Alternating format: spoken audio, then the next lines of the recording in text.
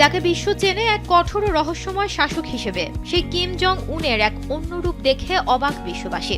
এবার আর কেবল পরমাণু ক্ষেপণাস্ত্রের মহড়া নয়, সরাসরি যুদ্ধের ময়দান থেকে ফেরা সেনাদের বুকে জড়িয়ে ধরে কাঁদলেন তিনি। ইউক্রেন যুদ্ধে প্রাণ হারানো সেনাদের কফিনে ঝুলিয়ে দিলেন দেশটির সর্বোচ্চ সম্মান, হিরো অব দ্য রিপাবলিক।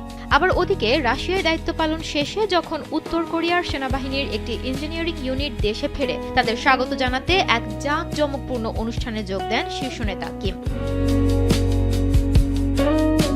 শনিবার উত্তর কোরিয়ার রাষ্ট্রীয় সংবাদ সংস্থা KCNA এ তথ্য জানিয়েছে। সেখানে বলা হয়েছে, ইউক্রেন যুদ্ধে তারা রাশিয়ার তুরস্ক অঞ্চলে সেনা মোতায়েন করেছিল। সেখানে তারা লড়াই ও প্রকৌশলগত দায়িত্ব পালন করেছে। স্যান্ডেলিনা সো, রূপচর্চায় আভিজাত্য। প্রতিবেদনে আরও বলা হয়েছে, অনুষ্ঠানে কিম জন উন কোরিয়ান পিপলস আর্মির 528তম ইঞ্জিনিয়ার রেজিমেন্টের ভূয়সী প্রশংসা করেন এবং কিম তাদের এই কাজকে গণবীরত্ব বলেও আখ্যা দেন।